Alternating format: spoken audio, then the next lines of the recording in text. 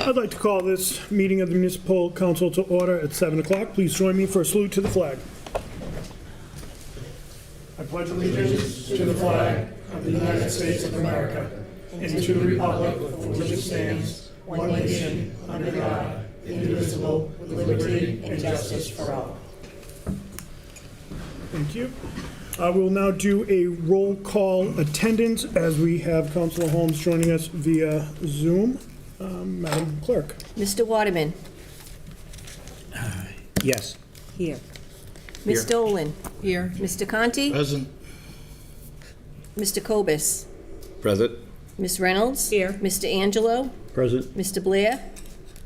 Here. President Delicio. Here. Thank you. 8 here. Diana. And Councilor Holmes. Oh, I'm sorry. Councilor Holmes. Thank you. Okay, thank you. I would entertain a motion to suspend the rules. Second. All those in favor? Oh, actually, we have to do roll call vote because it's Zoom. So we'll have a roll call vote beginning with Mr. Waterman. Mr. Waterman. Yes. Ms. Dolan. Yes. Mr. Conti. Yes. Vice President Kobus. Yes. Ms. Holmes. Yes. Ms. Reynolds. Yes. Mr. Angelo. Yes. Mr. Blair. Yes. President Delicio. Yes. All present.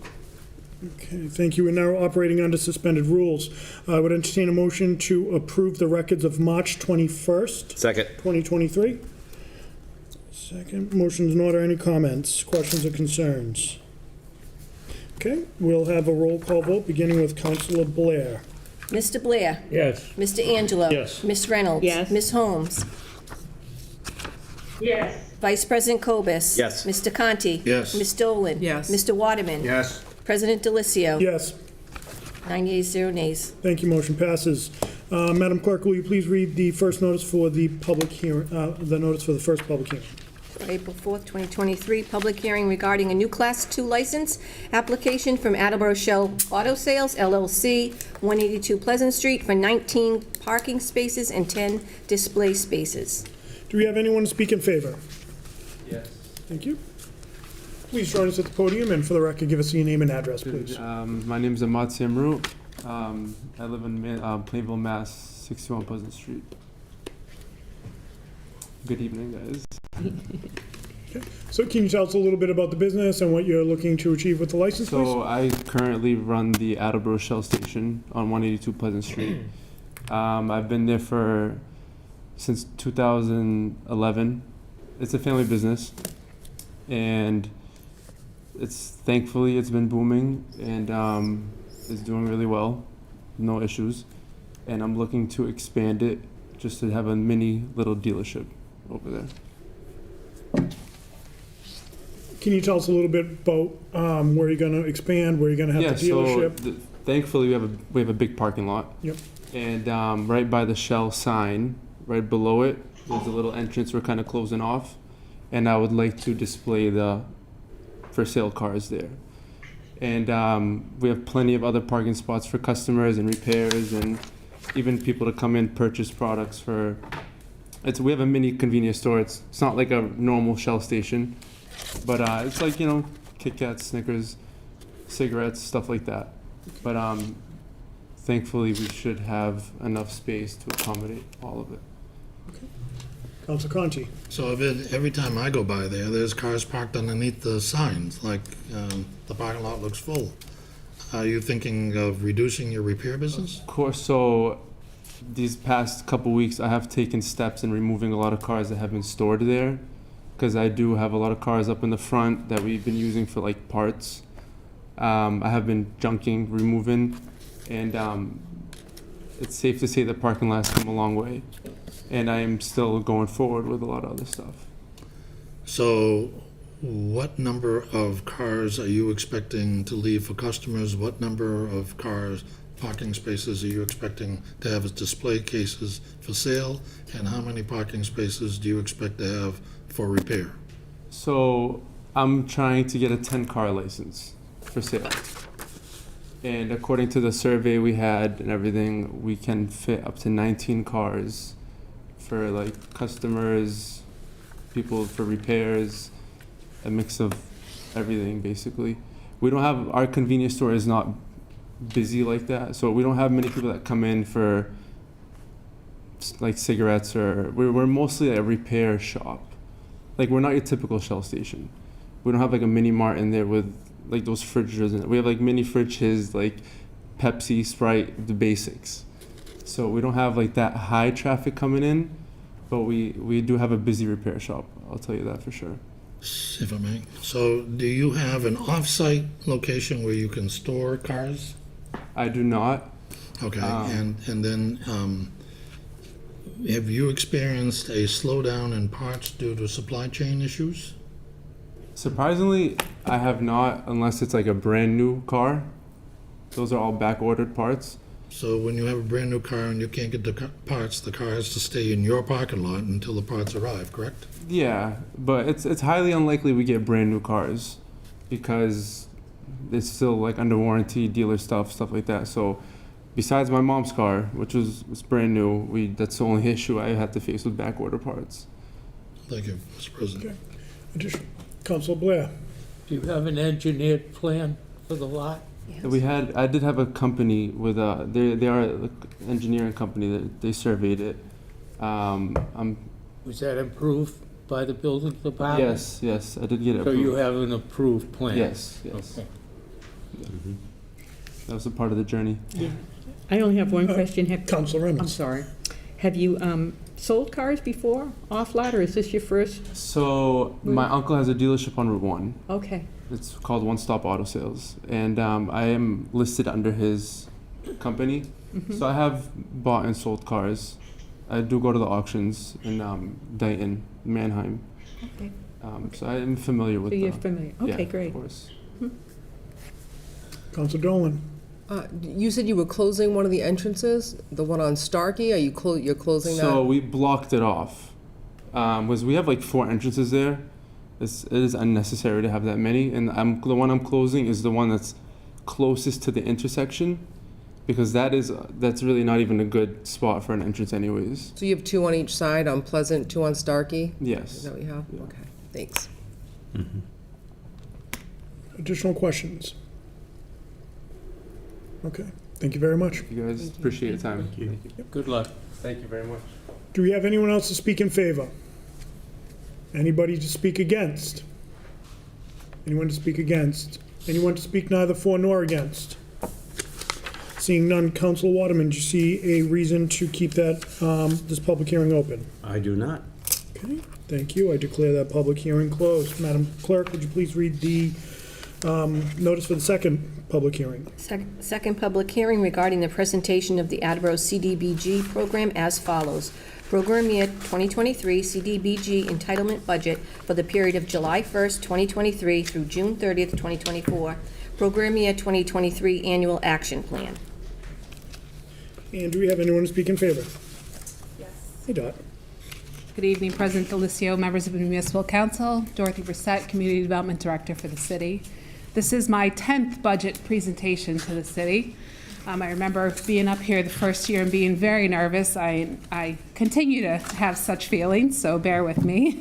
You always do just fine. Thank you, I appreciate that. I do have a presentation for council, and just to sort of backtrack in the years of CDBG funding for the city's been a recipient of these funds since 1988. We've received over $17 million in federal funds, and we've generated over $1 million in income as a result of these funds. A number of families, businesses, social service agencies, sidewalk improvement projects, removal of barriers, a number of people in Attleboro have been touched with these monies. And I've always been so impressed with what we do with the very little allocation that we receive. Next slide, please. In the current budgeted year, next slide, please. There we go. In the current budgeted year, at the moment, we have we opened up our fiscal year with $399,734. We have expended through March $212,783, and we've served over 350 individuals and families with these funds. In addition, during the height of the virus, The city received about $630,000 in CARES Act funds. These monies are specifically allocated to address the needs of those who have been affected by the pandemic. In the current fiscal year, we opened up our budgeted year with $218,200. We've expended $35,670 and have served 7 families with our in-house emergency housing rental and mortgage assistance program. So on average, we're helping, we've committed about $46,000 of those funds, and our average cost has, our average rental assistance and mortgage assistance has been about $4,200. Next slide, please. In the beginning of March, HUD, the Department of Housing and Urban Development, released its annual allocation and formula funding. It was determined that the city of Attleboro will receive $377,482 in the upcoming program year, which begins on July 1. Our expectation is to receive approximately $20,000 in program income. This is income that's generated from any loans that we have outstanding as a result of housing rehabilitating of multifamily or funds that have been provided to economic opportunities. So businesses who have generated low-income jobs for the city, they receive funds in forms of grant and loan.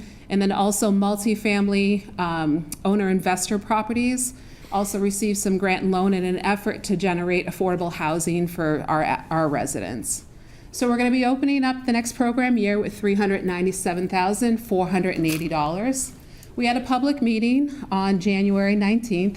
HUD requires that I hold 2 public meetings a year, one to request comment on the use of CDBG funds and one to present a budget to council for approval. So this is our second meeting.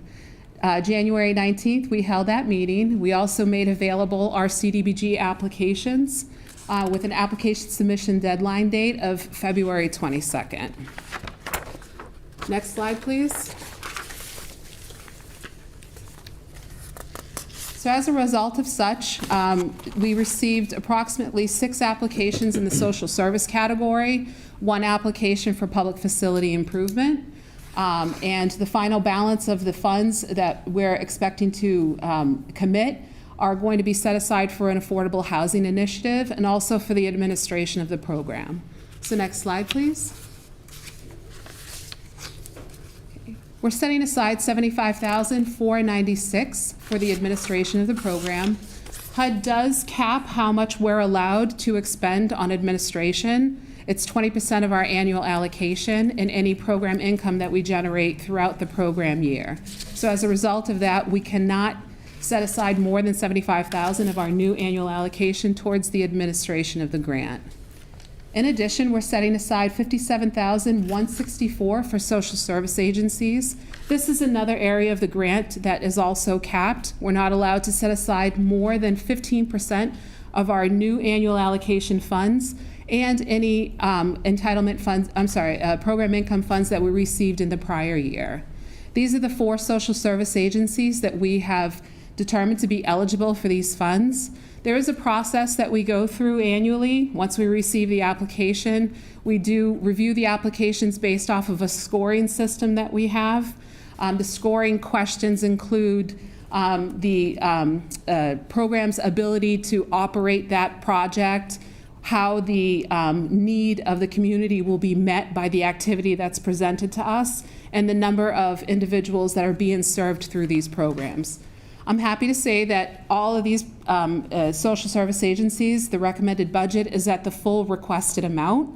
As I mentioned earlier on, we did receive 6 social service agencies, 6 social service applications. And after reviewing the applications, I had determined that since we still had CARES Act money available, that those 2 agencies, the types of services that they are going to be providing, could be directly related to address issues of the virus. So as a result of that, we have shifted those 2 agencies over to our CARES Act budget. That way we're able to fund these 4 agencies at whole and also the other 2 agencies at their requested amount. That's not those 2 particular agencies are not included in this budget. because we're in the process still of collecting additional applications. So once there's a change made to the use of those funds, there will be a 30-day comment period, and council will be notified of that at that time of those changes. Okay, next slide, please.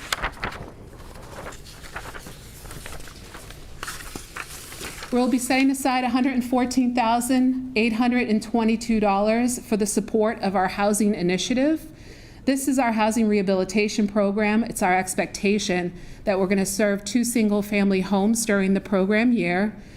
With the rise in costs of construction and the difficulty in finding contractors for housing rehab, we determined that it would be best to be conservative, to only set aside these sets of funds to address two houses throughout the program year.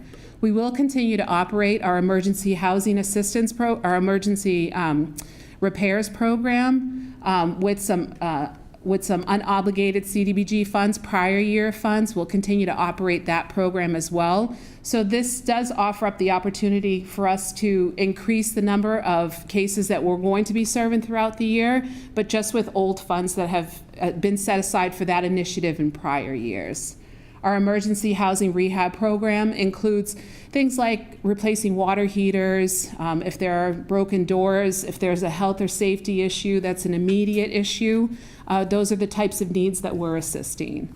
Our housing rehabilitation program also addresses code violations, but in a larger spectrum. Removal of lead, doing windows, doing roofs. HUD does require that once you disturb a painted surface, you're subject to a lead inspection, and as a result of that, that could increase the cost of the project.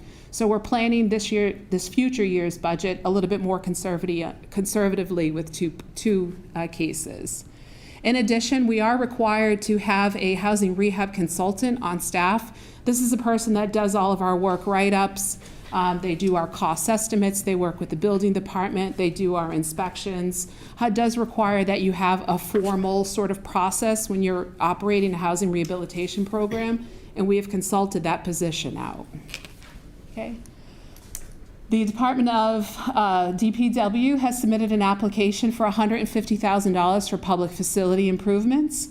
There are plans to do some sidewalk improvement work, specifically the removal of barriers on 6th Street, Parker Street, and Orange Street.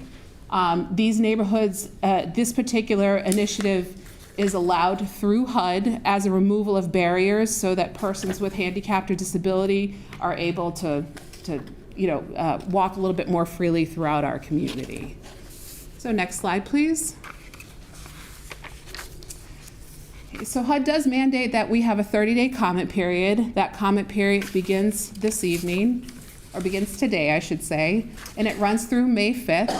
A draft version of our current action plan is available on the city's website. I've also made it available, a hard copy is available at the city department if anybody wants to come by and take a look at it. And I am respectfully requesting that council provide a vote prior to our submission deadline date of May 15th. So the budget that you're going to be approving is the actual allocated amount and not a draft amount as it has been in the past. So, next slide, please. Thank you. Council Conti. Relax, I only have 10 questions. Okay. I'm ready. On slide 2, Okay. you're showing $397,482 in total available budget, and I don't understand how that marries up with the $399,734 on the front page, page 2, that you spent $212,783 from. So How are those connected? So the first, first slide, I suppose, the 397,734, that's your current program year, and through the end of March, we've expended 212. So we still have the last quarter of this fiscal year to expend funds. So, and those funds are set aside to specific initiatives. Like I mentioned, the housing rehabilitation program and the emergency program. So those are set aside for specific initiatives. So we'll continue to manage those funds and manage those projects throughout the upcoming year. It's not considered reprogram funds because we have a use for them. If we did not have a use for them, then we would recapture those funds and include them in the new budget for new projects come July 1. So help me get this through my thick head. Sure. The 377,482, is that the money that's coming in next year? That's the money that's coming in on July 1, correct? Okay, so you had on hand 399,734. You spent 212,783. You've committed the rest, Correct. and this is what's coming in on top of for next year. That's Thank you. correct, yes. On slide 5, that 75,496 administrative, that is the maximum cap, 20%? That's correct. That's the maximum amount. Good. And on page 6, the rehab specialist consultant, you said the role of the consultant was to write work order write-ups. Can you expound on that a little bit more, and who this is and what that education is, and is there certification involved, and what's that all about? Sure. So the individual that we have consult, we do put out an RFP every 3 years, and we're allowed to renew his contract annually based off of his performance. This individual has been with me, the city, for about 7 years now. So this is his second, almost third round of re-upping his contract. He's got a plethora of experience, 30 years. He was a building inspector. He's been doing rehab consultant for, like I said, over 30 years. He was a building inspector for about 22 of those 30 years. In addition to, he does consulting work for various communities in our general area. He's done some work for Taunton. I know he works up in the Worcester area. He does some stuff in Fairhaven. He's on the Cape. So he's very trustworthy, and he's very knowledgeable in his job. When an applicant applies for housing rehabilitation funds and we determine that they're income eligible to participate in the program, the second process is to go out and do the inspection on the property and determine what it is that that individual needs done for work based off of code violations such as health and safety issues, energy efficient issues, de-leading, as I mentioned before. Then John Sari, who's the consultant that we have on staff, he does what's called a work write-up. He writes up everything that he sees in the property that's a violation. As a result of that, he comes up with estimates. And then once that work write-up and estimate is completed, we meet with the homeowner. We tell them what the work proposed is, how much it's going to be, how much they'll receive in grant, how much in loan. The owner at that time has the ability to either move forward with the program or say they don't want to do it. If they do move forward with the program, we're subject to do a contractor's walkthrough. So we invite contractors, local contractors who have either worked with the program or have expressed interest in the program. We invite them to show up at the individual's property on a set date and time.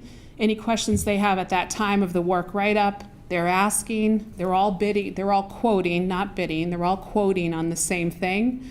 They have a certain amount of time to submit those quotes. Once we receive them, myself, my staff person, and John sit down, review the quotes, determine whether or not it's cost reasonable based off of our estimates, talk to the owner, sit down, go to contract. Once we're at contract, as the job's in process, John does on-site visits. He's required to do that every time we receive an invoice. When we're at the start of a contract, if we rip a roof off, we have to be there to see the condition of the roof underneath. He approves any change orders. He helps approve payments. So his role is vital to the process and vital to us operating our housing rehabilitation program. When it comes to emergency housing, it's a little bit more lackadaisical. For example, if somebody has a water heater that's not working and they don't have any water and we have to address that emergency need, we're subject to only receive 2 quotes, and the owner can obtain those quotes on their own, just to move the process along a little bit quicker. They are still subject to our application process, but in a case like that, we could obtain 2 quotes, and we're able to move into contract with the owner and get them a hot water heater as quickly as possible and get functioning water in their property as soon as possible. Dot, that's excellent, thank you. Good. Did John play a role in determining that the 114,482 for the 2 single families was adequate to get done what needs to be done? I did discuss it with him. Typically with housing rehabilitation, it's sort of the balance of what's left over after we've received after we've gone through our RFP process. I did sit down and talk to John, just based off of my experience with the program. I've been with CDBG for almost 23 years. Based off of my experience with operating a housing rehab program and the rise in costs and what has been happening over the last few years since the pandemic, it's certainly reasonable to think that $114,000 could possibly just go into one project. You know, we could not meet our objective and just go into one project because of the amount of work. But, you know, we like to shoot for the stars, so we opted to go for two. So we're getting to the end here. Yeah. My role in this is to get you your money on time. Yes. This year is, I heard something's a little bit different. We're not going to be on the wire at the last minute and need to approve in advance the decision. We're actually going to have numbers that we can actually vote. Correct. The budget that you're voting on this evening is an actual allocation that has been given to the city by HUD. So we already know what we're getting. We're getting that $377,000, as opposed to in the past you have voted on a draft budget which required language that would say once HUD receives the final allocation, council is allowing administration to distribute the funds evenly between all of the categories. This year, we don't have to do that because that's an exact dollar amount. So, Mr. President, did that not come into the Finance Committee? Are we voting on that tonight? No, we're voting, this is the public hearing, so Okay, it'll. yeah, this is the policy, so if we you won't be decide you're voting gonna- on that tonight. No, there's no expectation that All you right, would be good. voting on it But- this evening. but- Just by May 15th, By May please. 15th, right, Thank you. which is surprisingly not that far away. That's not Thank you, correct. Mr. President. Thank you, Doc. Thank you. Counselor Angelo. Thank you, President Delizio. Thank you for coming in. What is the qualification for someone needing mortgage assistance or some other assistance in the process?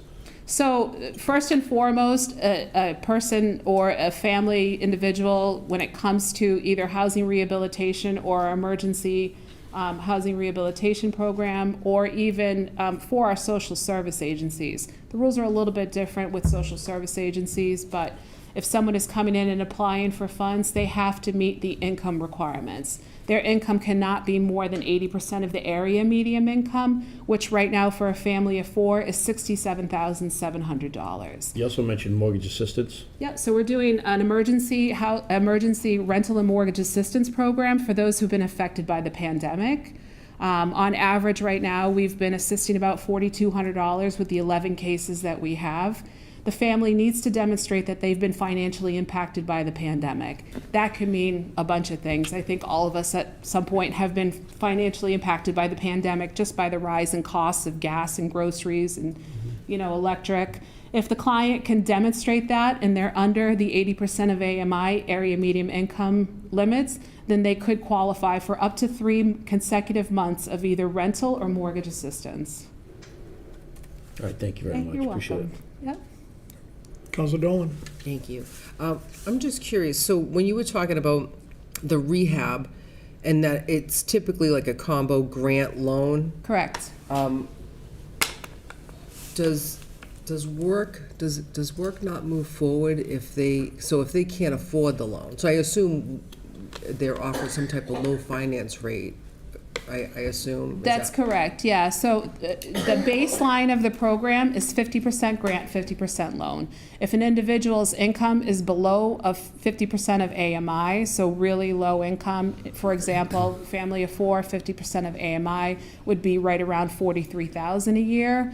If their income is below that, then they're subject to a higher grant amount. So they could have up to 75% in grant. In addition to, we look at the individual's housing costs, how much it costs for their rent or their mortgage versus what their income is. If they're floating around right at the 30 to 35% to debt to income ratio, housing debt to income ratio, we can extend the term of their loan out to 25 years, and it's 0% interest. The only interest that we collect is on an owner-investor situation, and that's only if the owner-investor does not want to enter into an affordable housing agreement, which means they would be limited for a period of time on their rent, but they would have more benefit. They would receive the funds with more grant, and they would also receive a lower interest rate. So it could be 0% interest if they opt to enter into that. If they don't, at the time of service, 51% of the units, the multi-units, so in a triple-decker, for example, 2 out of the 3 units would need to qualify as low income, and then they would enter into a 100% loan at 2% interest, which is still a really good deal. The whole purpose of the program is to provide decent and affordable housing for low-income people. Now, if we can enter into an affordable housing restriction, so we secure that unit for a period of time, then fantastic. But we found that when we limited the program just to that, we had less interest in multifamily rehabilitation, and Attleboro could use a little bit more rehabilitation in multifamily and rental units. Great, thank you. You're welcome. Additional questions? Yes, I have. Council Waterman, and then Council Holmes. So this sounds terrific, and we're really trying to help as many people as we can, and we're limited to how many we can actually help. Correct. Were there a number of people beyond what we can all help with this program that were looking for the program? I think, like with every social service type financial component, when you're addressing the need of a relatively low population, there's always more need than there's money, right? In the last 2 years, Attleboro has taken an 11% cut to our annual allocation. And that simply is just not because there's not enough money, there's just more hands in the cookie jar. There's more communities that are now qualifying for these funds. So over the last 2 years, we've received an 11% cut, which is substantial considering how small our annual allocation is. So there's always more need, right? But I feel like the social service agencies that we serve, the type of work that we're doing, we get a lot for our money. We do a lot. On average, we serve about 600 people a year. Whether it be with improvements to sidewalks, housing rehabilitation, social service. So considering our allocation has been under $400,000 for the last 2 years and we're still meeting those numbers, it's pretty successful. I'm pretty proud of what Attleboro does with these funds. Council Holmes. Thank you. So, I do feel like applications is is that, do you want other communities to see for interest in the program? Diana, we're having a difficult time hearing you. Can you try to repeat that?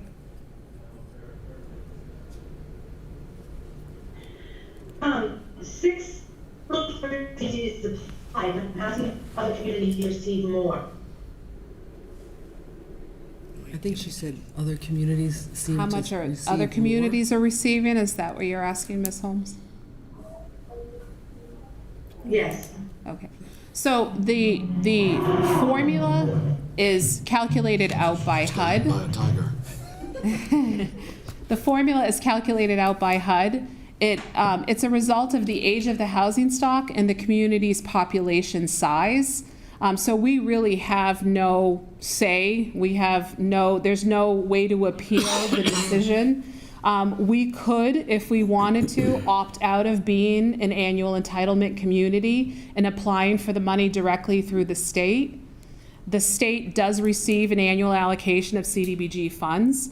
We could competitively compete with the other communities in the state that are not entitled communities, and we could possibly receive a little bit more money through that avenue, but we also run the risk every year of not receiving any of that money. With this process, even though we're receiving probably less, maybe not, it really depends, again, how many hands in the cookie jar for the state funding. We can apply for these funds directly to HUD. We know that HUD's setting this money aside for us every year. All we got to do is write a good plan and tell them how we're going to spend it and spend it. So I feel like Formula B, which is the formula that's used to calculating entitled community funds, is Attleboro's best option. Okay. Thank you. Council Holmes, does that suffice? I know she's having some tech issues, so. Additional questions for Dorothy? Okay, Dot, thanks so much. Thank Nice you job so as much. always. Good evening. Thank you. Do we have anyone else to speak in favor? Come on up, Tim.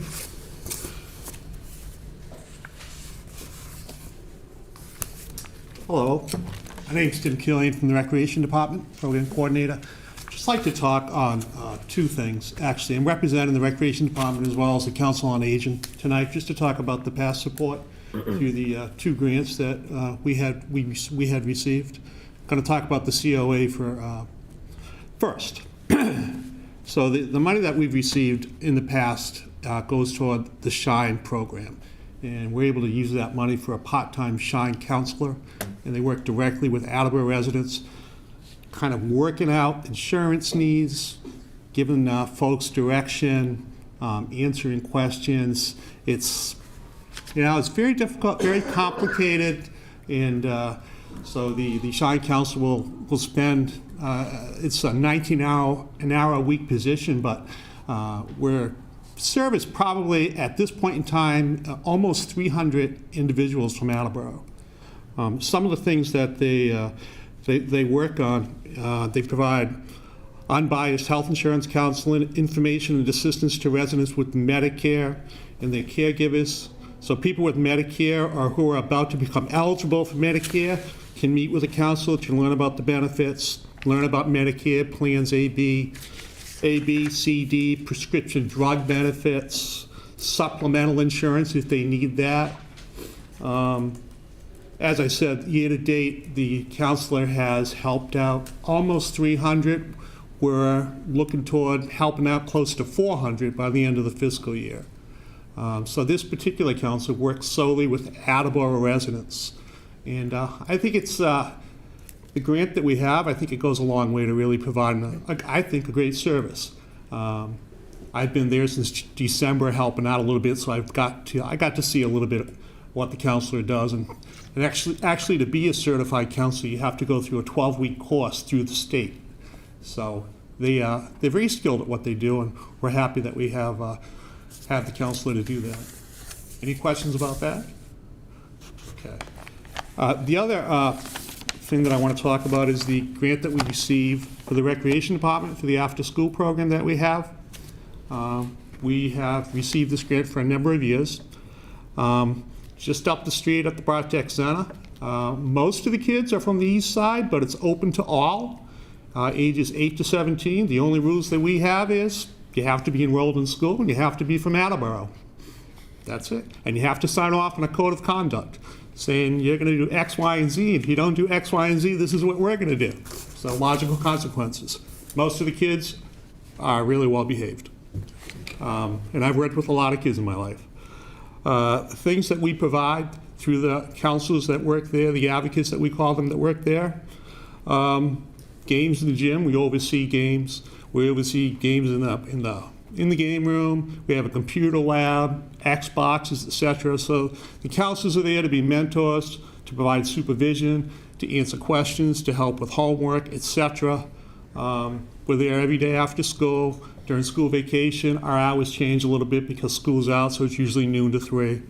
But the money that we received from this grant program is really beneficial, really goes a long way. Up to this date and time, for this fiscal year, 250 different kids have walked through the doors. We probably anticipate 275, 300 kids by the end of the fiscal year. We've had 1,860 total visits since October 3rd when we opened our doors this year. Special activities that we provided, a turkey giveaway for families in memory of Jeff Burgess, who was a former city worker, as well as Emmett Larkin, who was a rec commissioner for many years and very instrumental in youth sports. So we have that turkey giveaway to any family that's involved with the youth center that would like a turkey. We also have a family Christmas party every year. We have Santa come and so forth. So that's it. Any questions for me? Yes? Councilor Conti. Tim, thank you for the stellar job that you're doing in the rec department. I have just one question, that on this after-school program, Yes. with, you said 8 through 13? Age 8 through 13? 8 to 17. 8 to 17. What's the total dollar grant for that program? Last year, it was, I believe, $11,640. I think that hugely illustrates what Dort was saying about getting the biggest bang for the buck. That program is a great program, and thank you for doing it. And that concludes my comments. Thank you. Additional questions? Tim, thank you. Thank you for everything you're doing, and thank you for stepping up in the senior center as well. Of course. All right. Thank you. Thank you. Anyone else to speak in favor? Anybody to speak against? Oh.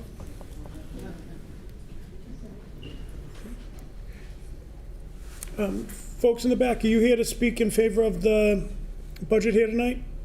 Okay, I just saw someone get up. Want to make sure you had the opportunity to speak. Anyone else? Anyone to speak against? Anyone speak neither for nor against? Seeing none, Councilor Conti, do you see a reason to keep this public hearing open? I do not. I gladly declare this public hearing closed. And Madam Clerk, would you please read the final notice for the final public hearing, please? Yes.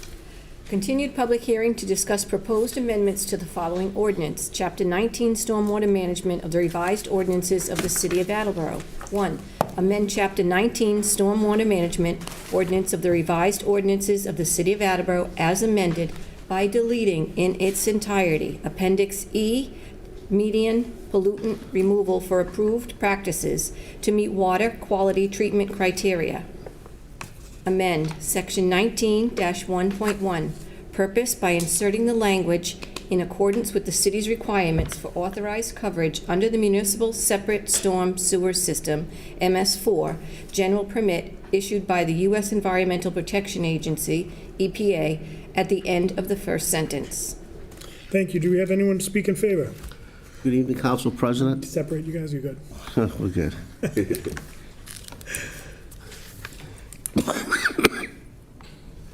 Good evening, Council President, members of the Municipal Council. For the record, my name is Gary Arazian, City's Director of Planning and Development. I'm getting here tonight to speak in favor of these proposed amendments.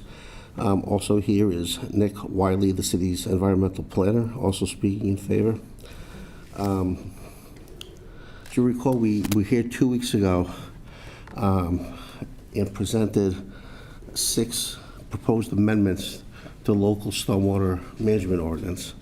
While we feel, the staff feels that these are fairly minor, they are nonetheless required by the EPA's NIPD's 2 permit. So we have to amend our ordinance. Council President, for purposes of brevity, I think there was just one point of contention, so rather than repeating the presentation for the first 5, can we just talk about the 6th point? Yeah, and especially just for those watching at home where it was already brought up last week.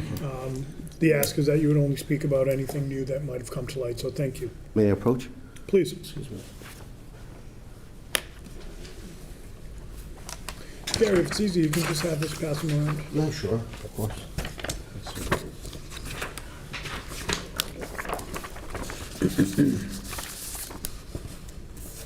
I'll wait till everyone has their...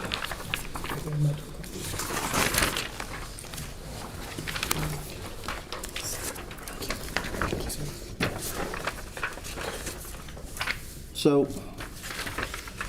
I guess there's a reason for everything.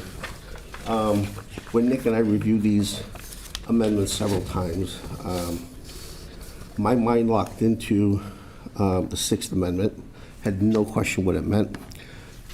Nick locked into it. He had no question about what it meant to him. Unfortunately, we didn't, because it was fairly simple to us, it turned out to be a little more complicated, at least from my perspective. So, as you recall, Councilor Bennett, 2 weeks ago, asked, are we talking about actually disturbing a full acre of land or not? Councilor Kobus then posed an example. If somebody owns 3 acres of land, is proposing 5,000 square feet or something to that effect of disturbance, would that require a permit? I said yes. Nick said no.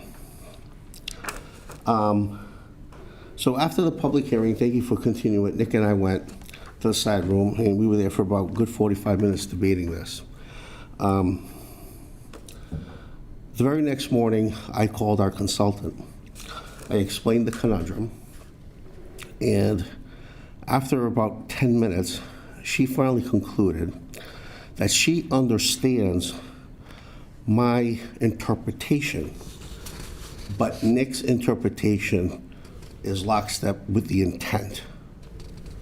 Okay? So the short answer is yes, it's an actual alteration of 1 acre, at least 1 acre of disturbance.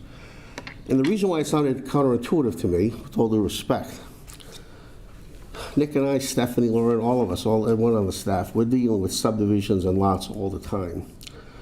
And I've never seen, for a one-family dwelling or a two-family dwelling, because we're talking about the exemption, a one-family or a two-family, I've never seen an alteration of over an acre of real estate. Something can't be right, but it actually is. And why is that? We're very fortunate in Attleboro that probably 2/3 to 70% of the city is sewered. And while we don't have large lot zoning, at least what I consider large lot zoning, the largest is the SRE, single residency, which is 30,000 square feet. A lot of communities don't have that because they're not on sewer. They have 2-acre zoning, 3-acre zoning, and therefore, and because it's a federal requirement, we have to adopt this ordinance as much as they do. So in effect, we're asking the council to amend the ordinance, the stormwater ordinance, whereby it's never really going to be used in Attleboro. When Nick and I talked about it, he said, yeah, Gary, it's probably 0.00001% of the time, but nonetheless, we have to adopt it. However, because I interpreted it the way I interpreted it, mine was a very mechanical interpretation. Nick's, like I said, is in lockstep with the intent of the NIPD's permit. And because I told you that the consultant said I could read it from your perspective, Gary, and because I did read it the way I did, I said some very intelligent other people are probably going to interpret it the way I do. So I asked that Wednesday morning if she could come up with some alternative language that makes it abundantly clear, crystal clear, that we're not talking about what my intention was 1 acre of land, like the lot size itself, but actually the disturbance of 1 acre of land. So on page 2 of the handout, the top part where you have 6 original proposed language is what we presented to you 2 weeks ago.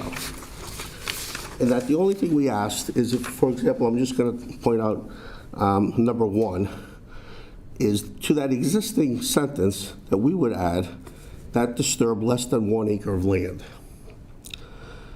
After speaking with our consultant, and she gave us a couple of alternative ways of rewriting this, Nick and I talked about them, and we submit to the council that if you go below to the new number 6, where I've written revised proposed language, that we would insert the language or include of any size that results in less than 1 acre of land disturbance. So if we read that through, for a 1-family and a 2-family, under the exemptions provisions, it would read, construction, renovation, or modification of a single-family dwelling and associated accessory structures customary to single-family lots of any size. That's the part that was important to me. But then goes on, which is the intent that Nick has been submitting, that results in less than 1 acre of land disturbance. So regardless of your lot size, if you do have a 2-acre lot size, and you are going to disturb less than 43,560 square feet, you continue to be exempt. That applies to a 2-family lot as well. I hope that clears it up. Additional question, any questions for Mr. Arazian? Ms. Wiley, anything you'd like to add? So as a follow-up, Councilor Holmes asked how many of these would occur, lots equal to or greater than 1 acre. And I explained to the council that when we return back, I will have a small analysis of that. So I went back and looked at the most recent 12 definitive subdivision plans that the planning board approved. And what I also did is I took out the open space residential plans so that it doesn't skew the numbers, because those tend to have smaller lot sizes. So these are traditional subdivision plans, the most recent 12, that, again, if I may just hand this out. And again, this is in response to, if she's not here, I can always email it. Well, I'll send these to Virginia. Appreciate that. To her inquiry 2 weeks ago, and I'll wait again for you to get that. Oh, I'm gonna keep one for myself. Can you, One somewhere? can you grab me another one, Todd? Thanks.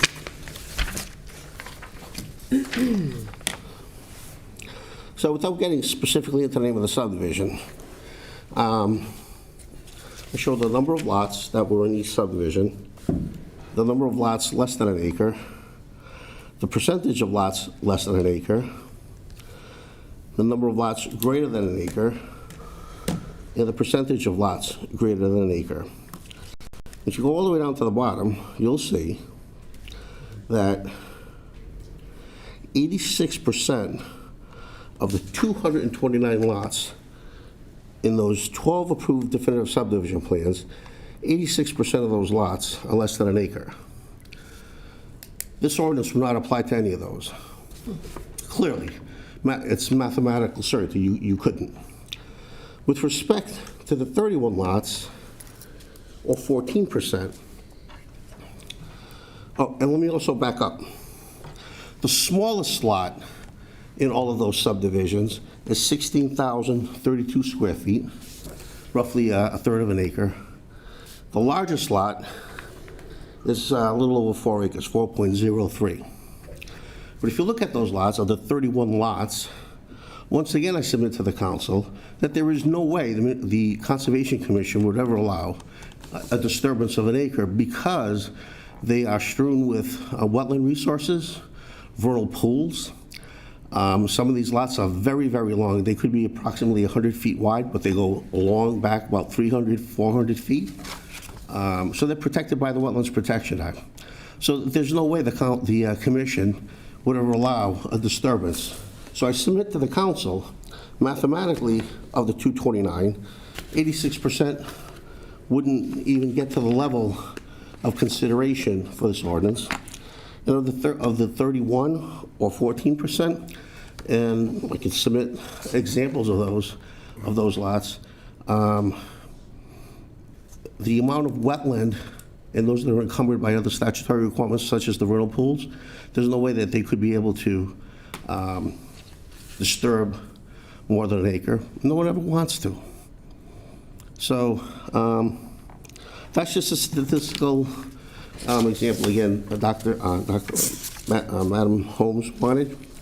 I'd like to just return quickly to the revised proposed language.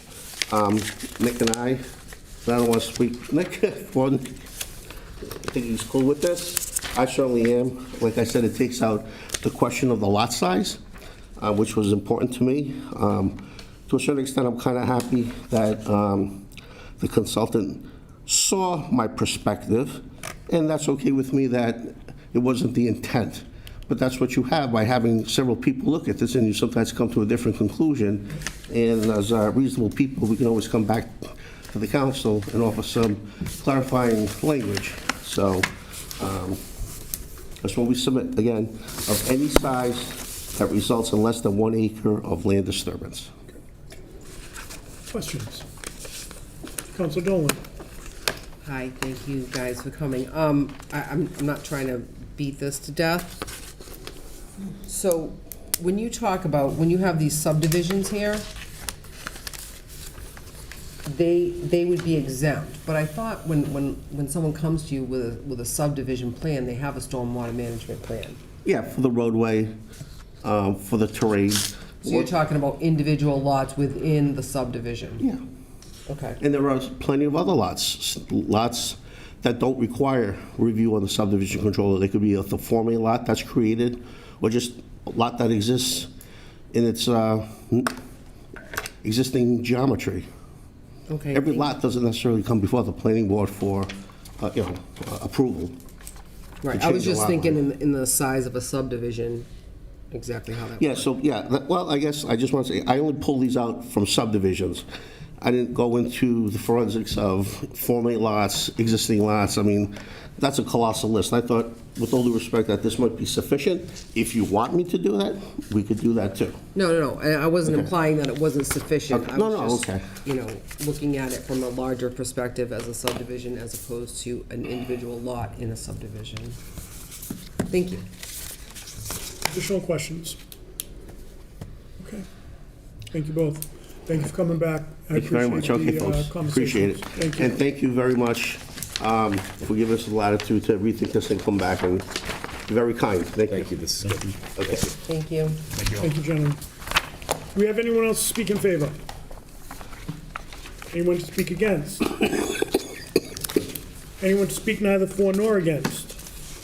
Seeing none, Councilor Conti, do you see any reason to keep this open as you're sitting in for Councilor Bennett this evening? I do not. Thank you, and I'd like to declare that public hearing closed as well. I would entertain a motion to go into committee of the whole. Second. Thank you. Motion is in order. We'll have a roll call vote beginning with Councilor Waterman. Mr. Waterman? Yes. Ms. Dolan? Yes. Mr. Conti? Yes. Vice President Cobus? Yes. Is Ms. Holmes on? Ms. Holmes? Yes. Great. Yes. Ms. Reynolds? Yes. Mr. Angelo? Yes. Mr. Blair? Yes. President Delicia? Yes. 9 yeas, 0 nays. Thank you. We are now in committee of the whole. If anyone has any business they would like to bring in front of the municipal council, please approach the podium.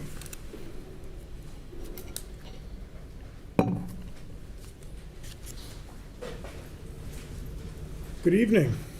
Good evening. We'll just ask for your names. I'm Samantha Fasante. I'm Alana Bellavance. Caitlin Christensen. And Jacqueline Fasante. Welcome. We're here to tell you guys about our Silver Award project for Girl Scouts. Can we pass these out to you? Please, that'd be great. You might not have enough there, so you might have to share. Thank you. Thank you.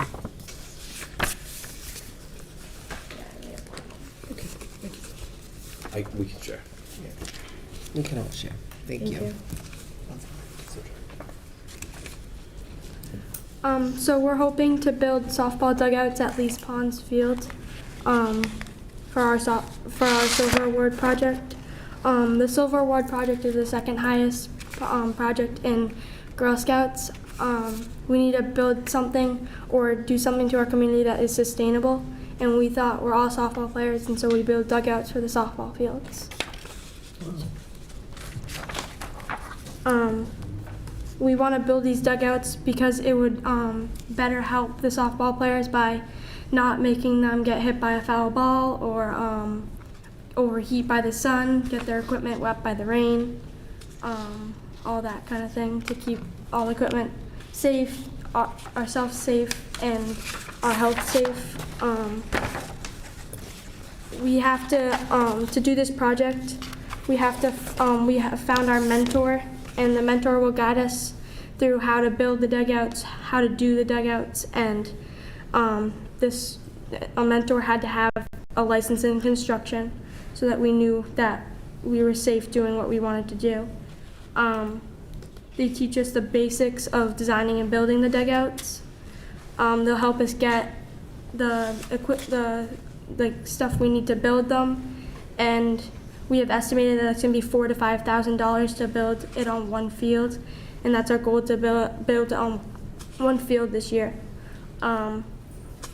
So we have to go to stores and talk to their managers and ask for donations, discounts on all the material so that we can afford these dugouts. We have to then go talk to the rec department and SAGRA and set up a date to build, and that we can do it so that we're not interfering with the season. And it probably would take 2 to 3 weekends depending on the weather.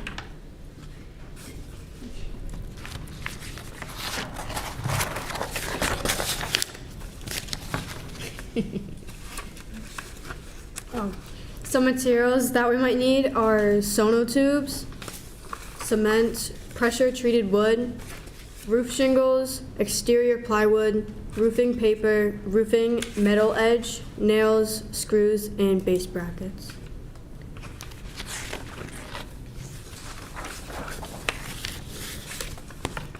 Some fundraiser ideas that we have are car washes, bake sales, restaurant night, silent auction, bingo, walk people's pets, community yard sales, and yard game competition, but also a sneaker donation collection. So these next few pages will show you the design of our of the dugout that we would like to build at Lease Pond. So we have the roof, the helmet boxes to hold like the helmet and other equipment. We need some supports to hold the roof up, and supports to hold like the helmet boxes and stuff. So these next few pages will show you like the design and like the way that we're gonna build the dugouts to make sure that they're safe for everybody and that like they'll like be sustainable to like hold through the weather.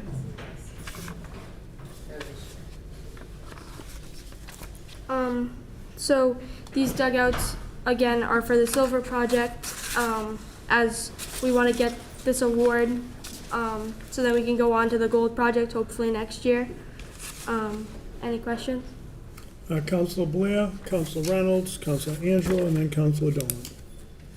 Have you got a construction gentleman or lady to help you already? Yeah, that's our mentor. That's your mentor, you already have one? Yes. Good, good. Sounds like a very great project. You're taking on a lot. And, Thank you. I congratulate you for doing that. I see it's a win-win situation. I think you'll do very well with donations from like Home Depot, maybe Lowe's, even though they were in North Attleboro. But that's great.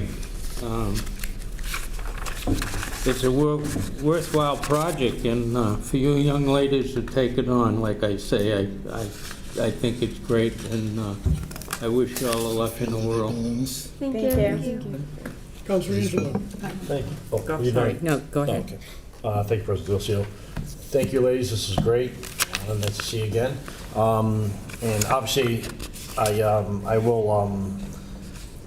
will donate a check as I need to get that done, and so I'm glad you guys are coming here. So another place maybe to check also with some donations is you got Attleboro Home Building Supply right down the street. That's another place to check too.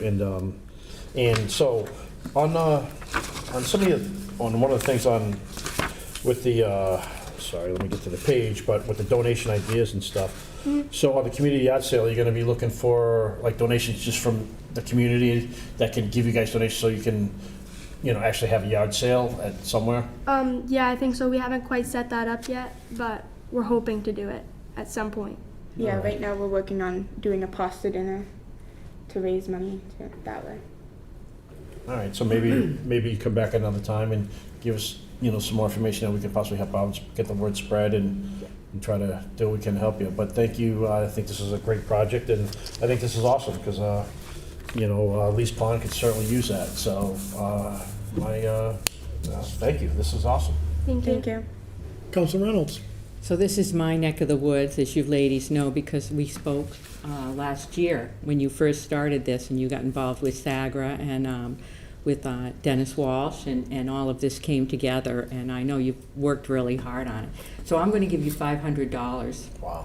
towards your this whole event, because it is in my neck of the woods, and I think you're doing a really, really nice thing, and that you're working together with SAGRA and the rec department is important. See that gentleman right behind you over there? He writes for the Sun Chronicle. So before you leave here, I think you should give him a little bit more information, give him this, so that he has all of your names and information, and he can write a really nice article about what you're doing down there in South Attleboro at Lee's Pond. How's that? Thank you. And thank you so much for doing this, and I'll send the check. Is there a place in here to send that? It's right on the front. Right in the page. front? Yeah. Okay, I'll Thank send you. it to you. Thank you. Well done. Counselor Dolan? Thank you. Have you started fundraising at all yet? Yeah, we started a little bit. We just have to get going on that. So. And when do you need all the money by? Is there like a We haven't set the date yet. It has to be by like in between seasons, hopefully, between the softball seasons, so it's easier to set a date to build. So like in like a few months, like 2 or 3 months. Okay, so you'll keep us posted on events that you do. If you do yard sales, you're looking for donations for the yard sale or any Yeah. dinners or anything, so you can keep us posted and let us know? Yes. All right, great, thank you. Counselor Conti? So ladies, there's 2 or 3 people watching on the internet and the television. They can mail checks to 750 Oak Hill Avenue, is that correct? Yes. In Attleboro, Mass, and make the check payable out to troop number 4984, is that correct? Yes. Thank you. Well done. Counselor Waterman? Well, you stole my thunder everything last time. That's important to let people know where to mail a check. Yours is in the mail right now from me. Thank you. Thank you. How many dugouts are you making? So for one, we're doing one field, which is 2 dugouts. Okay. It's really important for safety, too. Yeah. I played Little League, and sometimes that ball comes screaming right at you. Yeah, It's the nice- foul ball. Yeah. Yeah, you know all about that, I'm Yeah. sure. So it's a safety feature. Thank you. Thank you. Additional questions? All right. It's nice to meet you in person. I know we've had some email exchanges. As Counselor Reynolds said, it's been going on. We first started hearing about this back in November, I believe. Keep up the great work. Open invite, come back anytime. As has already been said, please come back, let us know how you're doing. Any kind of fundraisers, anything you're doing, any events, come back, let us know. And definitely make sure that gentleman behind you gets your information. And, when you have events, let him know as well.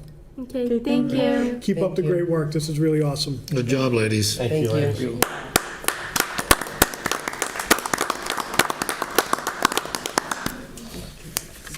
Do we have anyone else who would like to address any business before the municipal council? Seeing none, I would entertain a motion to arise from Committee of the Whole. Second. Thank you. Motion's in order. We'll have a roll call vote, beginning with Councilor Blair. Mr. Blair? Yes. Mr. Angelo? Yes. Ms. Reynolds? Yes. Ms. Holmes? Yes. Vice President Cobus? Yes. Mr. Conti? Yes. Ms. Dolan? Yes. Mr. Waterman? Yes. President Delicio? Yes. 9 yeas, 0 nays. Thank you. We've arisen from Committee of the Whole. We will now go into a reading of the mayor's communication. April 4th, 2023. Dear municipal councilors, it has come to my attention that the following appointments/reappointments were not sworn in within the appropriate time. Therefore, I respectfully resubmit for confirmation by your honorable body the following reappointments. Lee Gazale, Board of Park Commissioners, term of 5 year. Albert Richmond, Disability Commission, term of 3 years. Christopher Quinn, Health Officer, term of 1 year. And Kevin Smith, Cable Advisory Commission, 1 year. Personal Veterans Human Services, please. I respectfully submit for confirmation by your honorable body the following reappointments for the positions and for the terms as indicated. Peter Mello, City Solicitor, 1 year term. Catherine Merkel, Zoning Board of Appeals, 3 year term. Personal Veterans Human Services, please. I respectfully submit a communication from Chief of Police Kyle Hegney regarding vehicles that the police department would like to surplus. There was no interest for these vehicles from any of the departments. Therefore, I hereby request your honorable body to declare following as surplus and available for disposition for trade-in or to sell, copies in your packets, the year 2014 and a 2015 Ford PI Utility Explorers in poor condition. City Property and Claims, please. I respectfully submit a communication from Director of Recreation Dennis Walsh regarding the need for funds to purchase supplies for the remainder of fiscal year '23. Therefore, I hereby request your honorable body transfer $4,000 from account 1630100-521020 Recreation Lights and Power to account 1630100-546012 Recreation Rec Grounds. Copies in your packets. Public Works, please. I respectfully submit a communication from Director of Veterans Services, Ben Quell, regarding the donation of 12 3x5 American flags valued at a total of $300 from Eric J. Purcell, Exalted Ruler, Attleboro Elks, 1014. In accordance with Section 1-12 of the revised ordinances of the City of Attleboro, I hereby request your honorable body accept these generous donations to the City of Attleboro. Copies in your packets. Personnel, Veterans, Human Services, please. I respectfully submit a communication from Superintendent of Wastewater Thomas Hayes regarding the need for funds to complete the installation and programming of the remaining 15 RACO Vermidims units associated with the SCADA system. Therefore, I hereby request your honorable body transfer $45,000 from account 6000-578300 Wastewater Enterprise Fund Reserve Fund for transfer to account 6000-599000 Wastewater Enterprise Fund Other Financing Uses, and further transfer $45,000 from account 6000-599000 Wastewater Fund Other Financing Uses to Fund 3224-499000 Wastewater SCADA Other Financing Sources. Copies in your packets. Public Works Committee, please. I respectfully submit a communication from Director of Recreation Dennis Walsh regarding the need for funds to purchase supplies and maintain recreational areas through the end of the fiscal year. Therefore, I hereby request your honorable body transfer $13,075 from account 1630100-511000 Recreation Salary and Wages to the following: $4,075 to account 1630100-524002 Recreation Maintenance of Rec Areas, $9,000 to account 1630100-546012 Recreation Rec Grounds. Copies in your packets. Public Works Committee, please. For your information, I regret to inform your honorable body we have received the resignation of Michael Tyler from the Municipal School Building Commission, effective immediately. Please join me in thanking Mr. Tyler for his service to the city. It's an FYI, and thank you, Mr. Tyler. I respectfully submit a communication from City Auditor Deborah Gould regarding opera funding for Wading River Pilot Test Phase 2.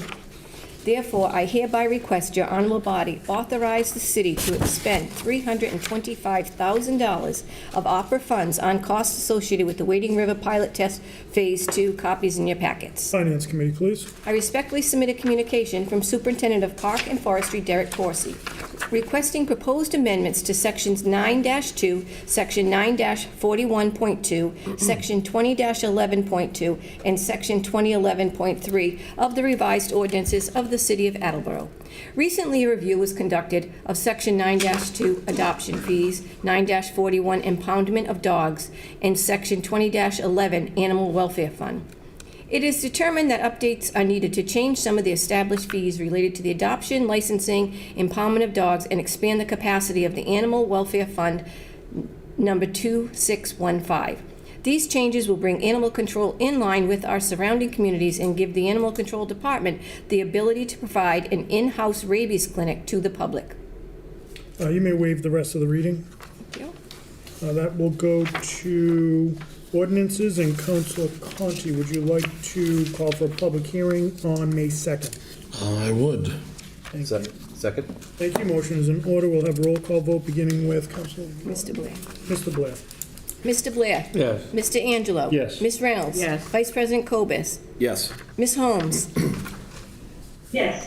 Thank you. Mr. Conti. Yes. Ms. Dolan. Yes. Mr. Waterman. Yes. President Delicio. Yes. 9 yeas, 0 nays. Thank you. Motion passes.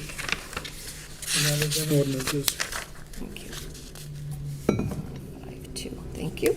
I respectfully submit a communication from City Auditor Deborah Gould regarding ARPA funding for the sand filter improvements. As you are aware, the bid for construction to complete the sand filter improvements, originally funded by the Honorable Municipal Council in April of 2022, is significantly greater than the original appropriation. Superintendent Hayes has requested an additional $800,000 to complete this project. Financing options have been discussed, including bond authorization, use of Bristol County ARPA wastewater retained earnings, and city opera funds. As a result of these discussions, and in the interest of moving this important project forward as quickly as possible, it is recommended that the city's opera funds be the funding source for this project. Therefore, I hereby request your honorable body authorize the city to expend $800,000 of opera funds on costs associated with the sand filter project. Copies in your packets. Finance Committee, please. I respectfully submit a communication from City Auditor Deborah Gould regarding expenditures of up to $350,000 from SPED Stabilization Fund. As you know, in accordance with Mass General Laws, Chapter 40, Section 13E requires the Honorable Municipal Council by a majority vote before expenditures from the SPED Special Purpose Stabilization Fund can be dispersed. On March 10th, 2023, a memo was sent on this matter. Copy attached. At that time, the recommendation was for $300,000 to be approved.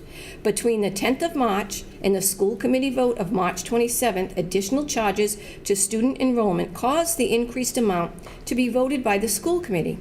Therefore, I hereby request your honorable body approve to expend no more than $350,000 from the SPED Stabilization Fund 8507 for unexpected special education transportation costs incurred during the current fiscal year. Copies in your packets. Thank you. Finance Committee, please. I respectfully submit a communication from City Auditor Deborah Gould regarding opera revenue replacement funds to Capron Zoo Revolving Fund 2607. Therefore, I hereby request your honorable body transfer $470,000 from Fund 2423-599-000 Opera Funds, Other Financing Uses to Fund 2607-499-000 Capron Park Zoo, Other Financing Sources to support the operation of the Capron Park Zoo. Copies in your packets. Finance Committee, please. As we all know, Capron Park Zoo holds a special place in the hearts of many current and former residents and has long been a major attraction for visitors to the city. It is uniquely and undoubtedly a significant part of our community identity, our past and our future. For these reasons and more, it is extremely important that we give the utmost care and consideration to planning our zoo's future.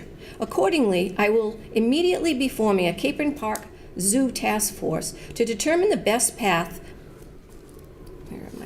forward for the future of Capron Park Zoo. The task force will be chaired by former Mayor Kevin Dumas and will convene its first meeting on the afternoon of Friday, April 14th, 2023. I welcome the participation of the Municipal Council in this effort and respectfully invite President Delicio to designate a member to serve on the task force.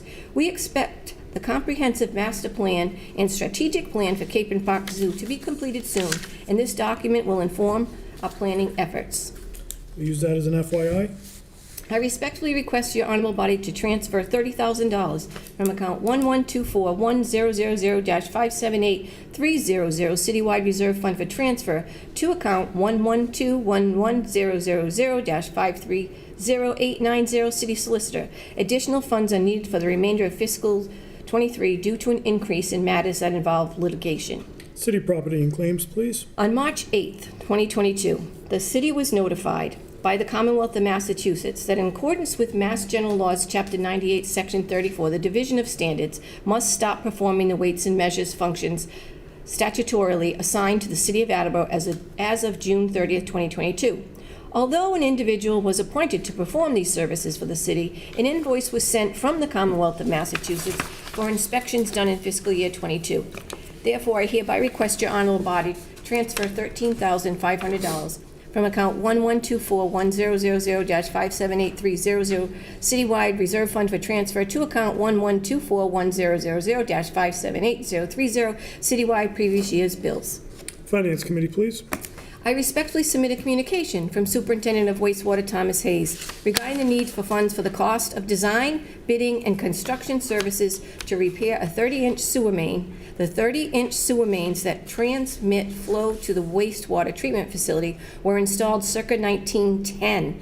Recently, it came to the attention of the wastewater department that a 100-foot section of the 30-inch sewer main that crosses the 10-mile river in the woods behind Attleboro Sand and Gravel is starting to leak, and stress cracks are beginning to develop.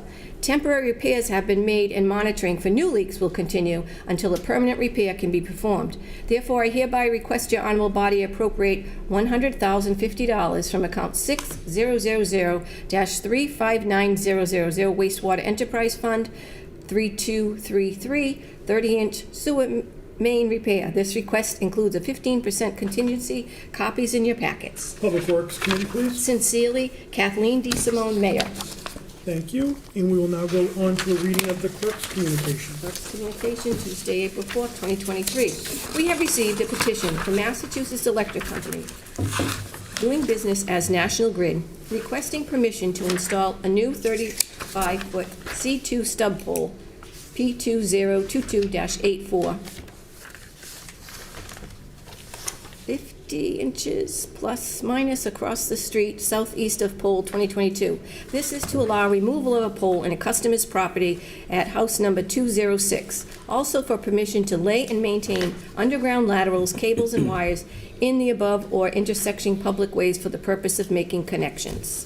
DPW, please. And Councilor Dolan, would you like to call for a public hearing on May 2nd? Yes, please. Second. Thank you. Motion is in order. We'll have roll call vote beginning with Councilor Waterman. Mr. Waterman? Yes. Ms. Dolan? Yes. Mr. Conti? Yes. Vice President Cobus? Yes. Ms. Holmes? Yes. President Delicio? Yes. 9 yeas, 0 nays. Thank you. Motion passes. We will now go into committee reports, and we will begin, as always, with Councilor Waterman. The License Committee has no business this evening, and we will meet at the most appropriate time. Thank you. Councilor Dolan. Thank you. Reporting to Public Works Committee, I have two motions from the docket of April 4th, 2023. I move to authorize the expenditure of $1,204,645.61 and any other future grant amendments into Fund 3108, Chapter 90 projects for the purpose of funding Chapter 90 eligible projects as approved by the Massachusetts Department of Transportation. Second. Thank you. Motion is in order. Any comments? Nope, this is just to spend our Chapter 90 funds. Questions, comments? Seeing none, we'll have roll call vote beginning with Councilor Blair. Mr. Blair? Yes. Mr. Angelo? Yes. Ms. Reynolds? Yes. Ms. Holmes? yes, Vice President Cobus? Yes. Mr. Conti? Yes. Ms. Dolan? Yes. Mr. Waterman? Yes. President Delicio? Yes. 9 yeas, 0 nays. Thank you. Motion passes. From the docket of April 4th, 2023, I move to rescind vote number 6 on March 7th, 2023, to appropriate $24,000 from Water Enterprise Fund. The vote should have said transfer as opposed to appropriate. Second. Thank you. Motion is in order. Any comments? This has to do with insurance, which is in Counselor Angelo's committee right now. Additional questions or comments? Seeing none, we'll have a roll call vote beginning with Councilor Waterman. Mr. Waterman? Yes. Ms. Dolan? Yes. Mr. Conti? Yes. Vice President Cobus? Yes. Ms. Holmes? yes, Ms. Reynolds? Yes. Mr. Angelo? Yes. Mr. Blair? Yes. President Delicio? Yes. 9 yeas, 0 nays. Thank you. Motion passes. That's all the business for the Public Works Committee, and we look forward to a committee meeting at the next appropriate time. Thank you. Councilor Conti. Thank you, Mr. President. Reporting for the Finance Committee, I have just one motion to present to the council this evening from the docket of April 4th, 2023. I move to authorize the Attleboro School Department to pay these previous year school bills totaling $4,857.24 from 2022. From Rick's Musical Instruments, an invoice for $458, one for $60, and one for $67.89, all for Quello School, because no purchase order was encumbered. For Henry Shine, amount of $255 and a amount of $833.75 for the CTE department, because the purchase order was closed by the time the invoice came in. And for UMass Medical, $3,184.60 for SPED, because the PEO wasn't encumbered for enough funds. Second. Thank you. Motion is in order. Any comments? This is getting old now that it's April, and we've got just 2 months left. And I think I'll attend the next school finance committee meeting to find out what's going on. But to avoid any further disruption in the accounting system, I think we should pay these past due invoices and look to the school to correct their transgressions. That concludes my comments.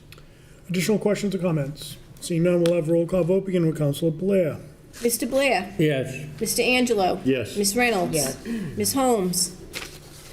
Yes. Vice President Cobus? Yes. Mr. Conti? Yes. Ms. Dolan? Yes. Mr. Waterman? Yes. President Delicio? Yes. 9 yeas, 0 nays. Thank you, motion passes. That concludes the business for the Finance Committee. We look forward to a meeting at the next appropriate time. Thank you, and we will go again to Councilor Conti for ordinance. Ordinances. Looks like we have a few motions. And one of them I might hold. So let's get done what we can get done. From the docket of April 4th, 2023, I move to transfer $5,100 from account 1124100-5783000 Citywide Reserve Fund for transfer to account 11262,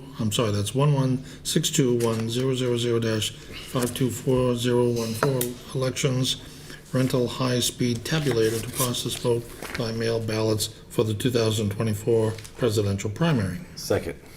Thank you, motion is in order. Any comments? This one looks like it's certainly in order and appropriate, so I think we should deal with this tonight and pass it through the council. It is my recommendation, and that concludes my comments. Thank you. Additional questions or comments?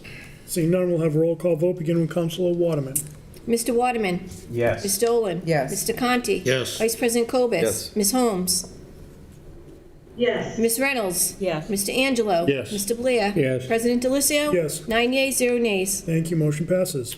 From the docket of April 4th, 2023, I move to appropriate $30,440 from account 100-35900 undesignated fund balance free cash general government to the following accounts for the purpose of one or more special municipal elections in fiscal 2023.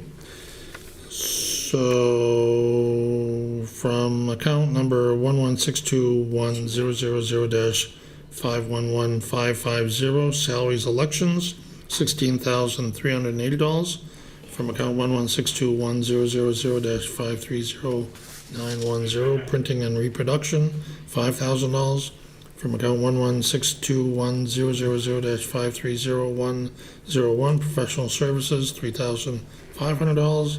From account 1162100-5312020 police at polls, $4,700. And from account 1162100-5422020 supplies, elections, equipment, $860. Do you want me to make the amendment? Yes.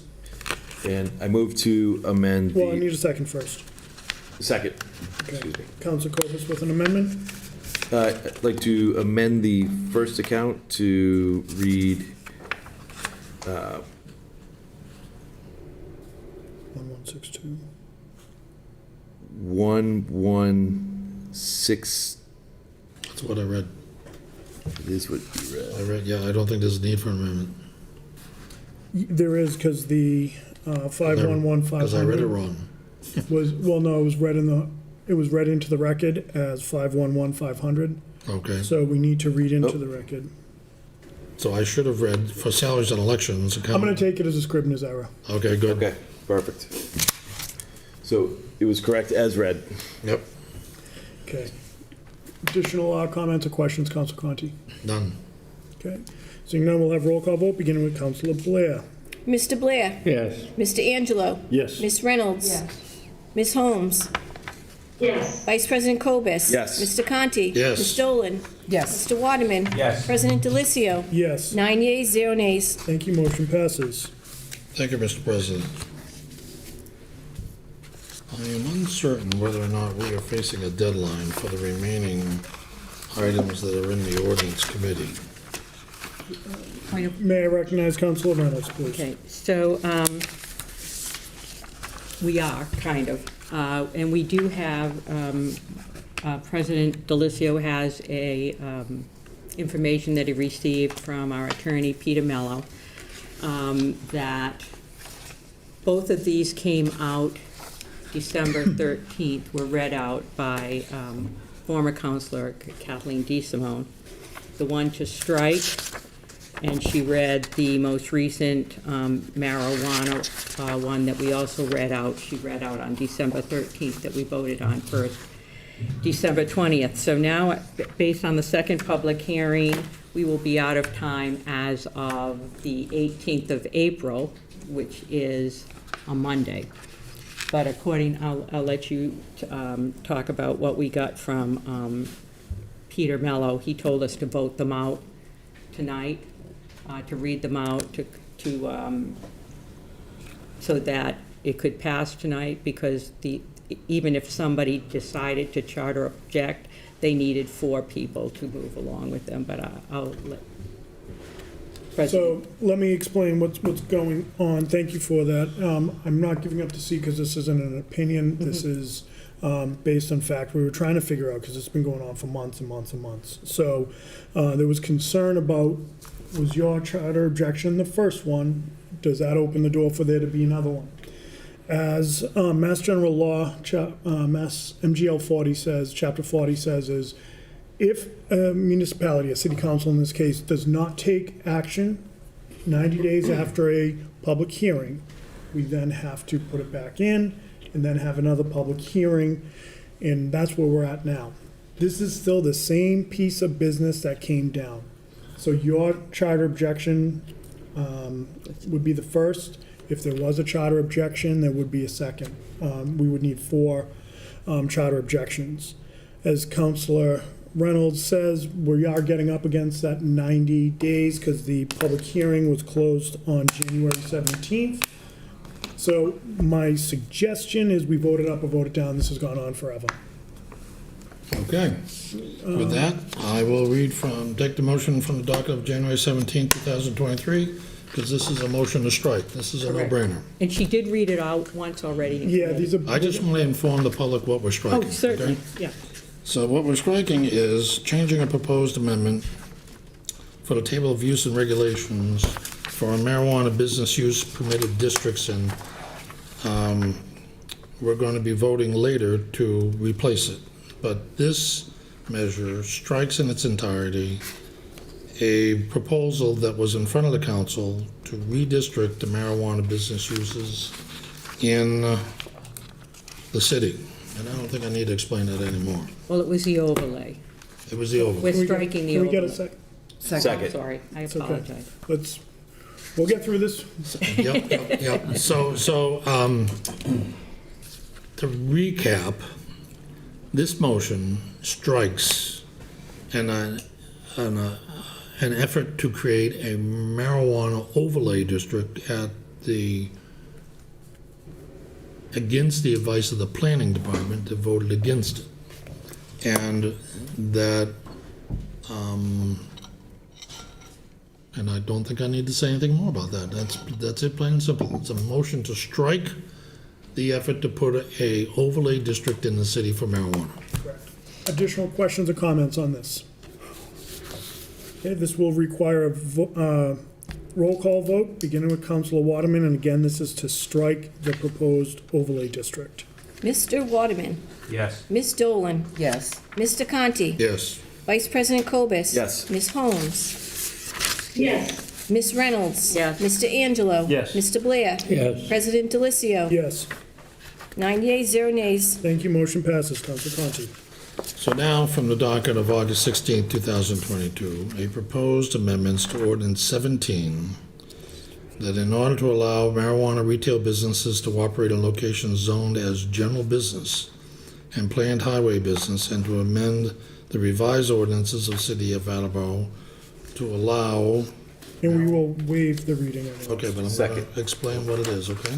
Yep. Second. Second, now you may Okay, explain.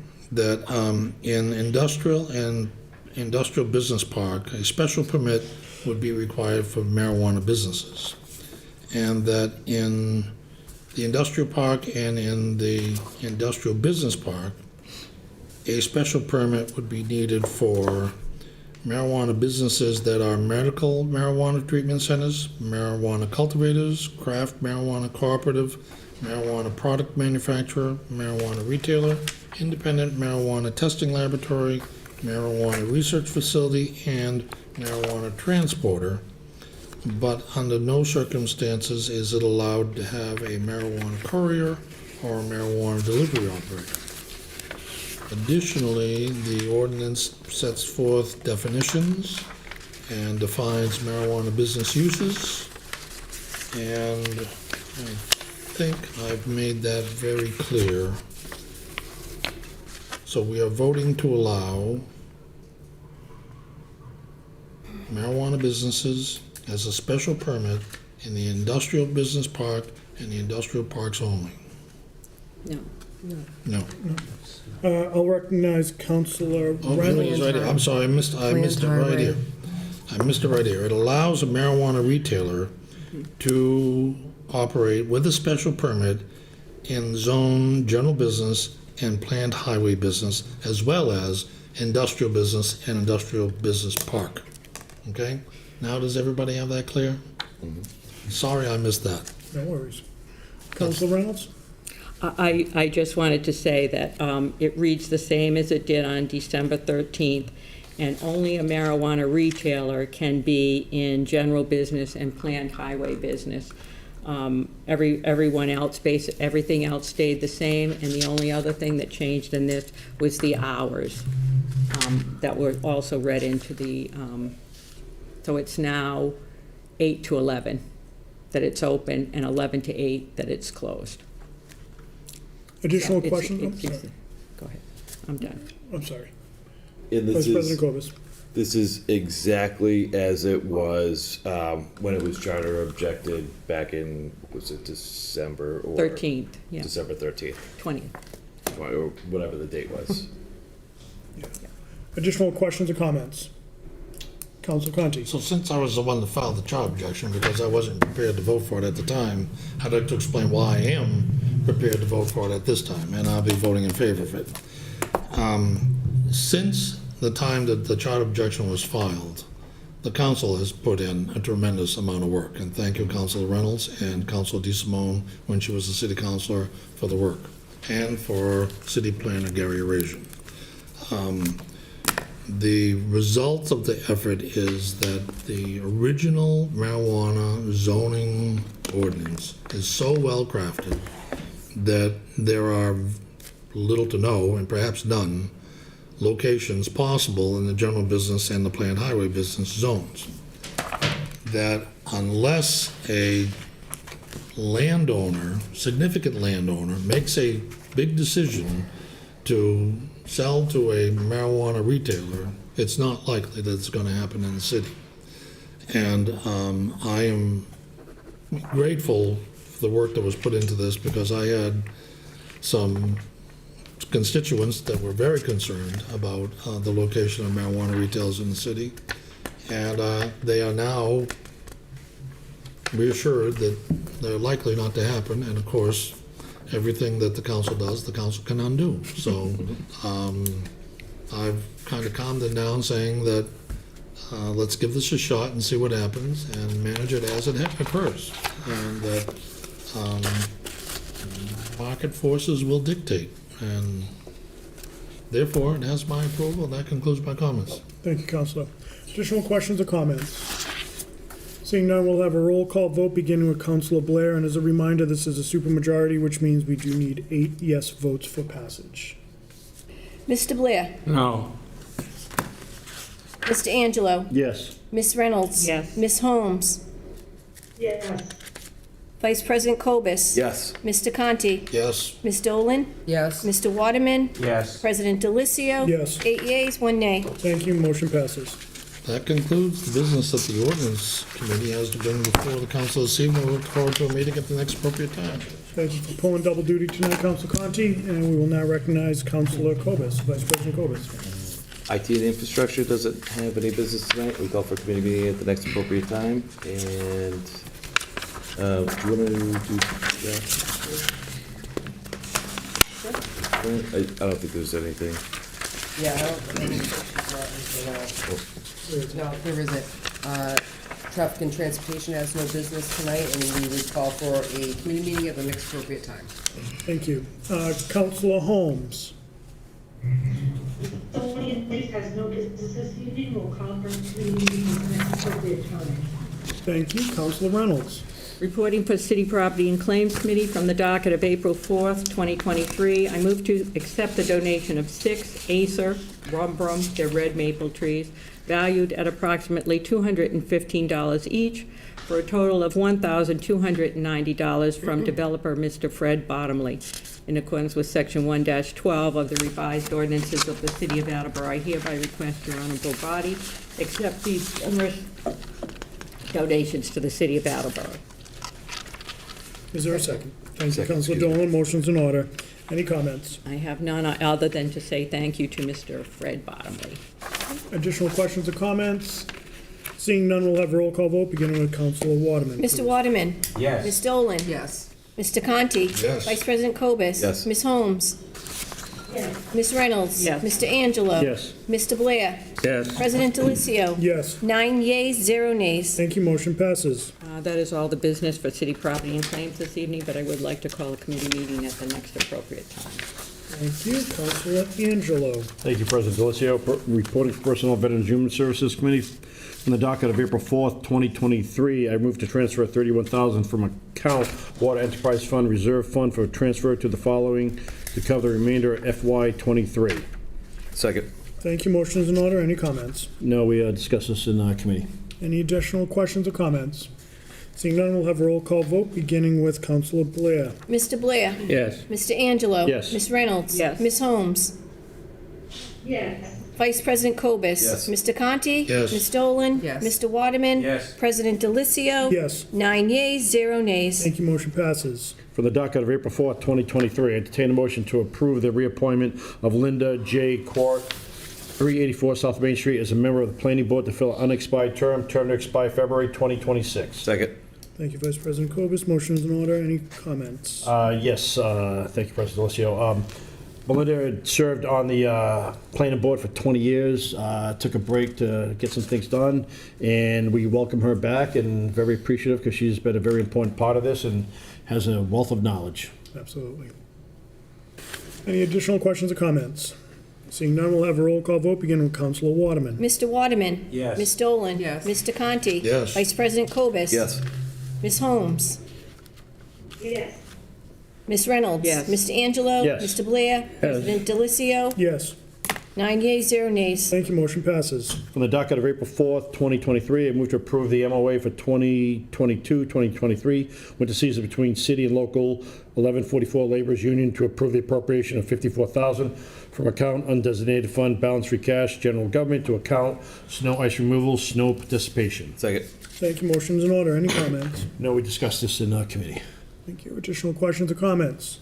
Seeing none, we'll have a roll call vote, beginning with Councilor Blair. Mr. Blair? Yes. Mr. Angelo? Yes. Ms. Reynolds? Yes. Ms. Holmes?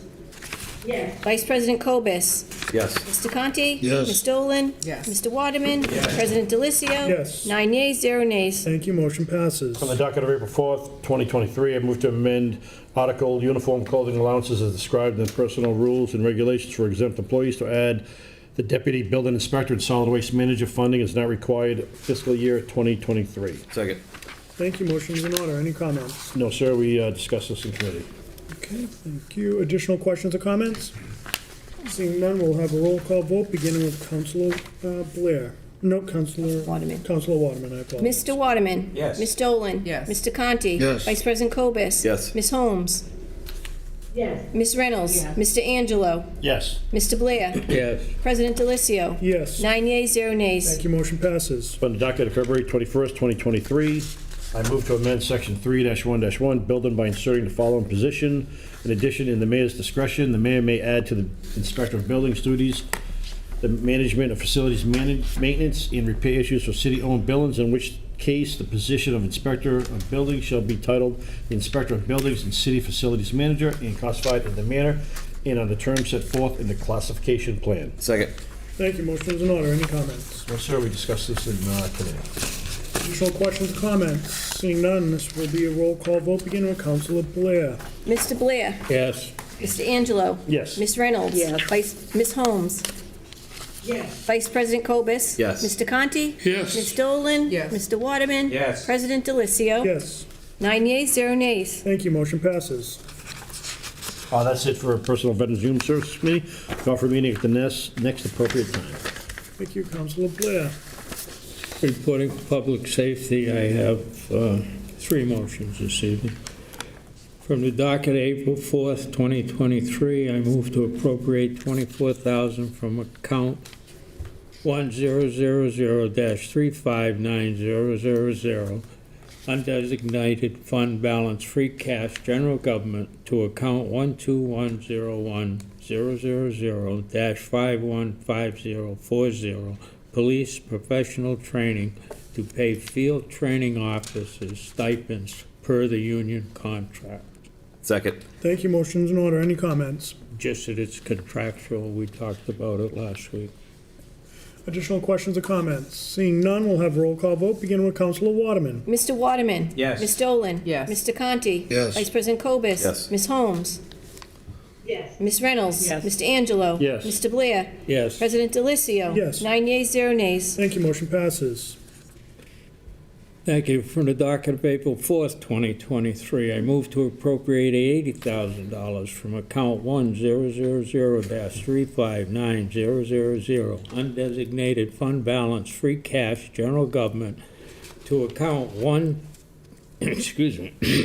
account 12101-000-513000, police overtime, for overtime funds due to 26 patrol officers vacancies. Second. Thank you. Motion's in order. Any comments? We discussed it last month, and once again, to get this out to the general public and why we need it, I want to thank our reporter from the Attleboro Sun again. He did a hell of a job with that article. Talking about George. Well, we only got one that I know of. Additional questions or comments? Seeing none, this requires a roll call vote, beginning with Councilor Blair. Mr. Blair? Yes. Mr. Angelo? Yes. Ms. Reynolds? Yes. Ms. Holmes? Yes. Vice President Cobus? Yes. Mr. Conti? Yes. Ms. Dolan? Yes. Mr. Waterman? Yes. President Delicio? Yes. 9 yeas, 0 nays. Thank you. Motion passes. From the docket of April 4th, 2023, I move to authorize expending of such funds and any future grant amendments regarding the receipt of an Emergency Managed Performance Grant, EMPG, to the Attleboro Fire Department from the Massachusetts Energy Management Agency in the amount of $20,150. Second. Thank you. Motion's in order. Any comments? Discussed it in committee last week. Additional questions, comments, concerns? Seeing none, we'll have roll call vote, beginning with Mr. Waterman. Mr. Waterman? Yes. Ms. Dolan? Yes. Mr. Conti? Yes. Vice President Cobus? Yes. Ms. Holmes? Yes. Ms. Reynolds? Mr. Angelo? Yes. Mr. Blair? Yes. President Delicio? Yes. 9 yeas, 0 nays. Thank you. Motion passes. Thank you very much. I request a committee meeting next week at the appropriate time. Thank you. Councilor Conti, would you like to call a committee meeting for senior tax abatement for next week? I would. At the next appropriate time, please. Thank you, sir. Michael, personnel, comp and class. I'm sorry? Would you like to call one for comp and class? Okay. You have a special committee on classification. Do you want to call, all right, call, sorry. Call for, there's no business tonight, call for one at the next appropriate time. Perfect, thank you. We have one piece of old business for which I will recognize Councilor Holmes. I just need to get my, ask Vice President Colby for a next copy, or? Yeah, I could take this one. Okay, we'll have Vice President Cobus take it. Thank you, Councilor Holmes. Okay. Don't be Yeah. sorry at all. I move to rescind the following vote from March 21st, 2022, from the docket of April 4th, 2023, voted unanimously to hold a public hearing on April 18th, 2023, regarding the request that the municipal council accept the enclosed list of 66 streets as public ways, a combined length of 42,290.61 plus feet, 8.01 miles, zoning and land use. Can I get a second? Second. Thank you, Councilor Reynolds. Motion is in order. Any comments, Vice President Cobus? So this is something that I should have picked up. I had heard from this Director of Planning, Gary Arasian, that there were a bunch of steps that needed to be done before calling for this public hearing, and I didn't catch this in time, and he then reached out to President Delisio saying that, hey, you shouldn't have called for this public hearing, and so this is just to rescind calling for that public hearing, and we will do a little bit of legwork before the bulk acceptance of the 66 streets. That's all this is. So this is just rescinding that, calling for that public hearing. Makes sense. I don't ever remember a time seeing 66 streets. in This is one. only the second time we've ever done it. Right. It was done once back in, I think he said the 60s. 60s or Yeah. 70s, yeah. Okay. So- We'll have a roll call vote, beginning with Councilor Blair. Mr. Blair? Yes. Mr. Angelo? Yes. Ms. Reynolds? Yes. Ms. Holmes? Yes. Vice President Cobus? Yes. Mr. Conti? Yes. Ms. Dolan? Yes. Mr. Waterman? Yes. President Delisio? Yes. 9 yeas, 0 nays. Thank you. Motion passes. I would entertain a motion to adjourn. Second. Thank you. We will have a roll call vote. And this is one of those times where you have the first and last vote of the night, Ms. Waterman. So we'll begin with Mr. Waterman. Mr. Waterman? Yes. Ms. Dolan? Yes. Mr. Conti? Yes. Vice President Cobus? Yes. Ms. Holmes? Yes. Ms. Reynolds? Yes. Mr. Angelo? Yes. Mr. Blair? Yes. President Delisio? Yes. 9 yeas, 0 nays. Thank you. Motion passes, and we adjourned at 8:50.